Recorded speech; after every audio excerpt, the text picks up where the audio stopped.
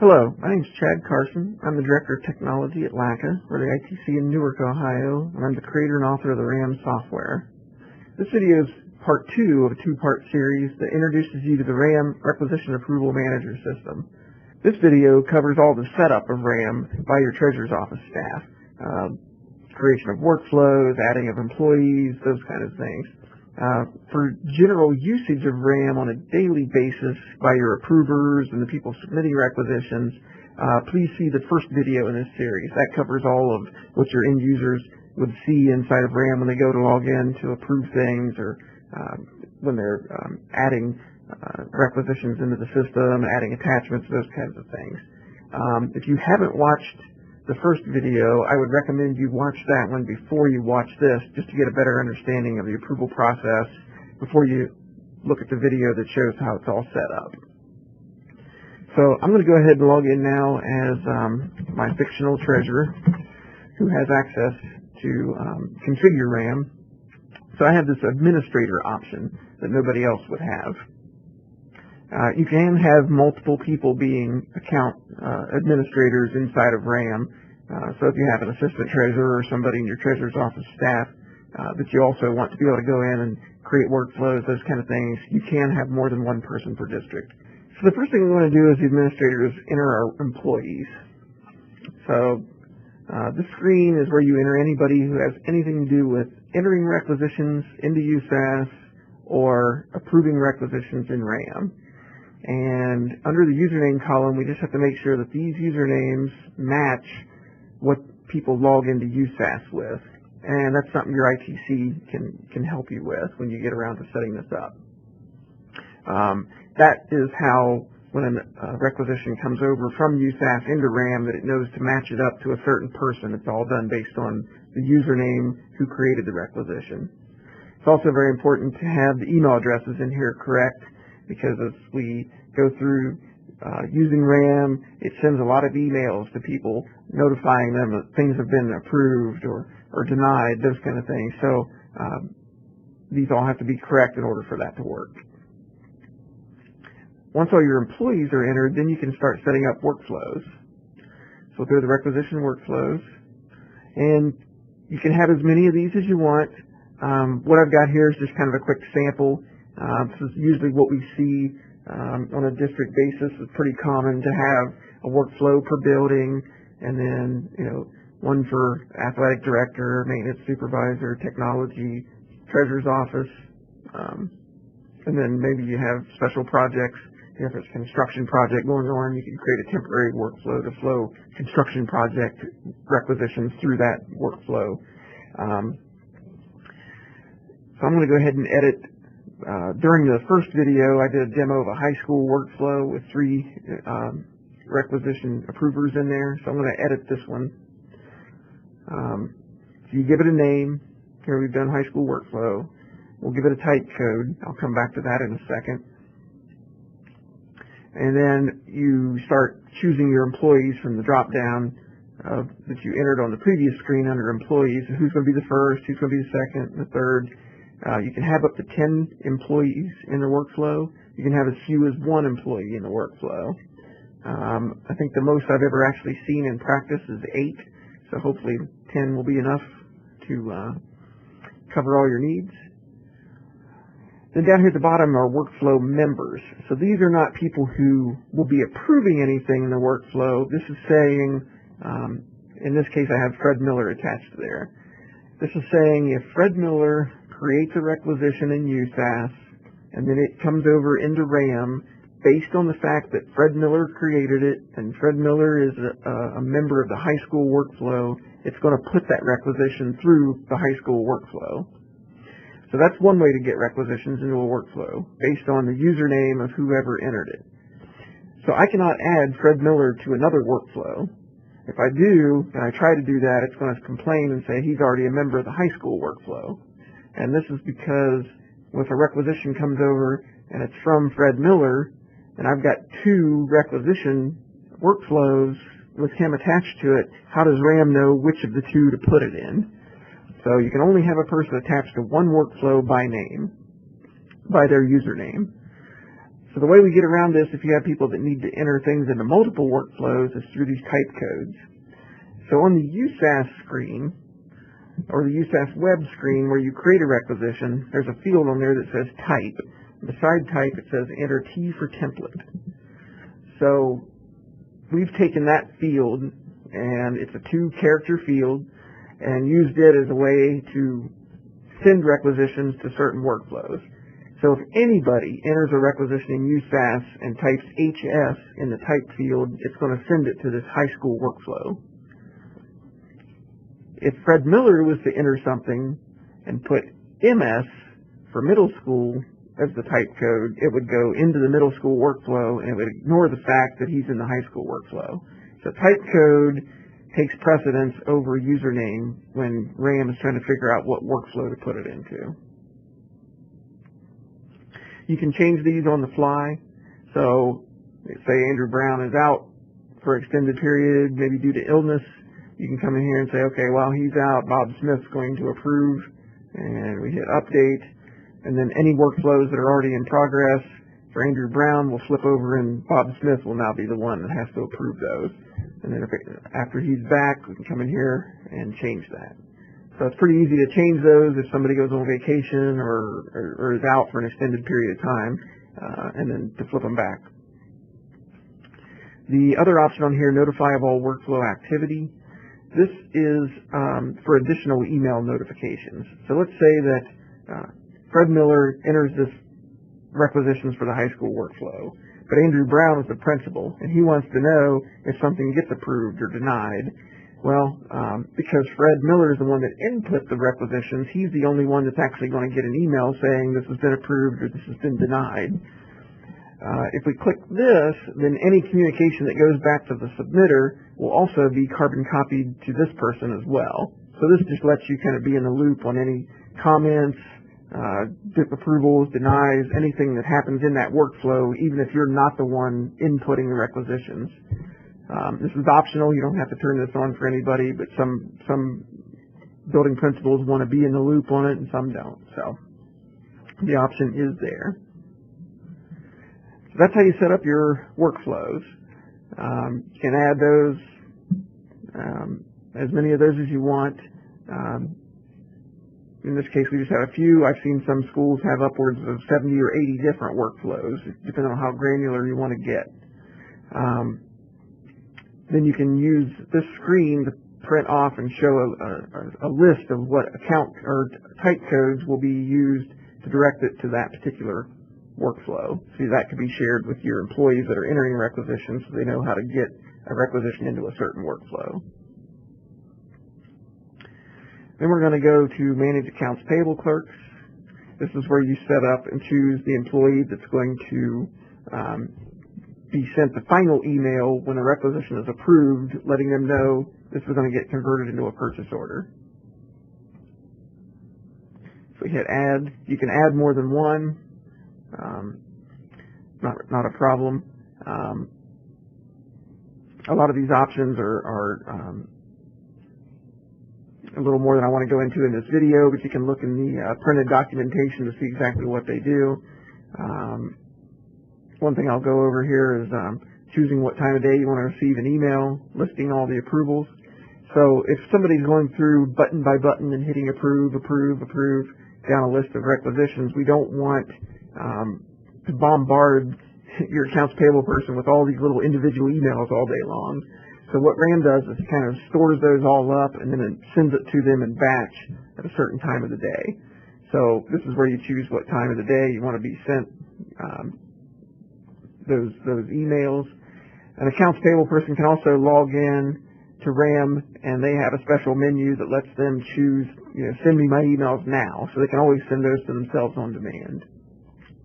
The other thing you can do in here is say, I want to exclude certain workflows from going to this accounts payable person.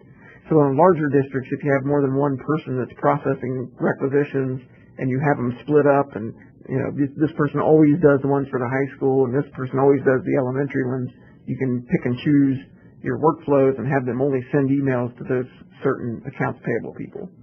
So it is possible to do that. Managing auditors.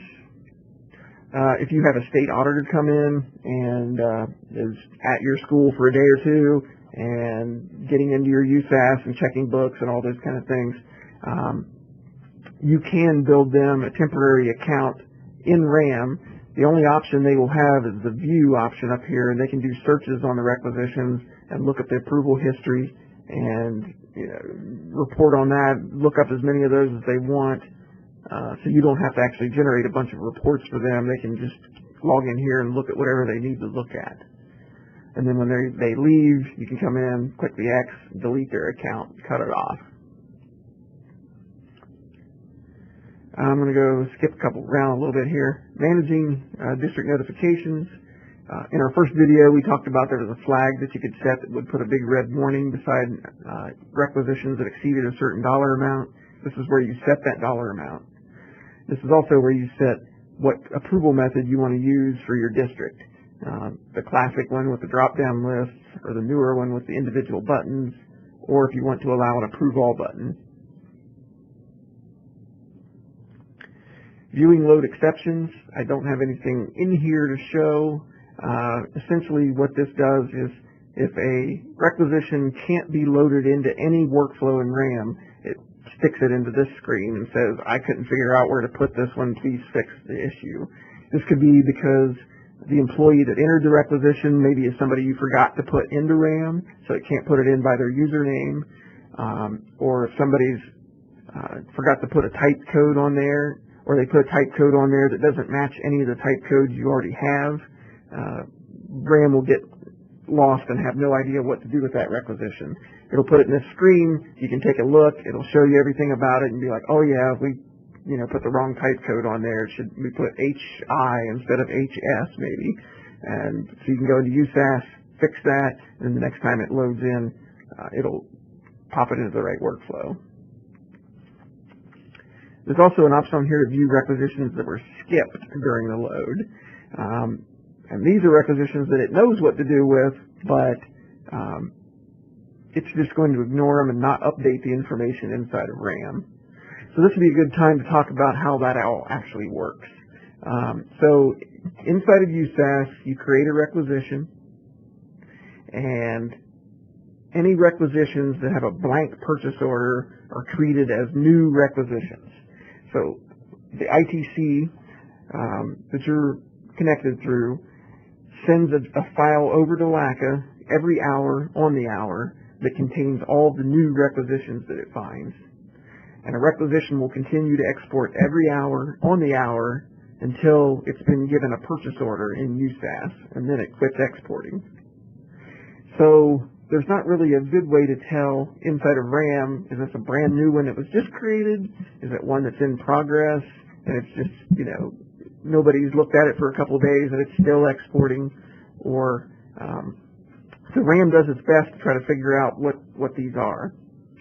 If a requisition is denied inside of RAM, then over in USAS, a lot of the times the requisition just sits out there. Nobody does anything with it. They don't convert it to a PO because it was denied, but they don't necessarily delete it either. So based on the rules of RAM and its exports, a denied requisition, if it hasn't been given a purchase order, it's going to continue to export every hour on the hour for all eternity, basically, until somebody gets rid of it out of USAS. This screen will let you see all of those types of requisitions that are exporting, and RAM is trying to load in, but it never will, either because it knows it's already been denied. If a requisition has been approved and then nobody converts it to a purchase order for a while, it'll continue to export, but it won't update any information on an approved requisition. So RAM just lets you know, hey, I'm seeing this come in, it's already approved, I'm ignoring it. That's what the screen does. And that just is helpful to go into and look at every once in a while just to make sure, oh yeah, here's like 30 requisitions that have been denied over the course of the last few months, and I should just go into USAS and delete those out just to keep things cleaned up. Another option on here is to manage the delete notifications. So anytime a requisition is deleted in RAM, it's going to email whoever's listed on this screen, which would usually probably be the treasurer or the accounts payable person, and let them know this requisition got deleted inside of RAM. So again, requisitions export out of USAS into RAM if they have a blank purchase order number. As soon as a purchase order number has been assigned to it, it stops exporting. So also, RAM is a totally standalone system. It doesn't do anything to USAS to prevent you from converting requisitions into purchase orders. It's essentially sort of an honor system. It's the same as if you printed off a paper and passed it around. Your accounts payable person could go into USAS and convert it to a PO without all those signatures if she really wanted to. So it's the same with RAM. Until they get that email saying it's okay to convert, they could go in and convert it anyway. So let's say that somebody accidentally converts a purchase or a requisition into a purchase order before it's approved in RAM. If they do that, it's going to stop exporting that information into RAM. If RAM sees a requisition that's in progress and then all of a sudden disappears, it assumes that you deleted it out of USAS on purpose, and it marks it as deleted inside of RAM. We've run into situations where somebody accidentally converts to a PO, they didn't realize it, it gets marked as deleted in RAM, and it never gets approved, and this is not caught for 6 months until somebody realizes, oh, this never got approved in RAM, but we converted it anyway. So this notification here is meant to tell you, here's the requisitions that were deleted in RAM today, please look at these and make sure they really should have been deleted. Now, speaking of exporting, so the job runs every hour on the hour to send new requisitions out of USAS into RAM. And then at 10 minutes past the hour, there's a job that takes those export files and loads them into RAM. So the maximum time delay between a requisition being input into USAS and showing up in RAM could be around an hour and 10 minutes. So say 11:05 a.m., you enter a requisition in USAS. It won't actually be exported to RAM until noon, and then it won't actually show up in RAM until about 10 afternoon. So that would be an hour and 5-minute delay. Let's say you input a requisition at 11:59 a.m. 1 minute later, it's going to be exported at noon, and then 10 minutes later, it's going to show up. So it could be as few as 10 or 11 minutes before it shows up. It could be as much as an hour and 5 minutes before it shows up. It's just more a matter of timing of when you input things. As far as approvers being reminded to go into RAM, we have a job set up that will send approvers reminders 3 times a day. So at 9 a.m., if you have something sitting in your queue in RAM waiting to be approved, you're going to get an email letting you know you have something in RAM to be approved. If you don't do anything with it at noon, if it's still there, it's going to send you another email. And then if you still don't do anything at 3 o'clock p.m., it's going to send a third email. And then you won't get any more reminders that day until the 9 a.m. the next morning. That is the default that we set up when we bring a new district on. If you find that those times don't work for you, or you need them more frequently or less frequently, that is something we can change around. Most districts stick with the 9, noon, and 3. That seems to work okay for them. And we've kind of found over time, just working with so many districts, that seems to be often enough, and they're fine with that.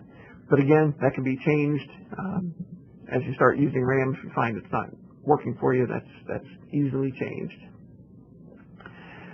Thank you very much for watching this video regarding setting up the requisition approval system.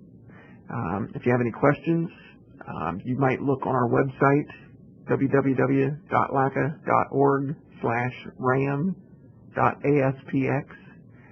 We have all of our documentation out there. We have links to the school buildings that are using RAM, and then we have frequently asked questions page that might answer some of your questions you have, the questions we get asked most often.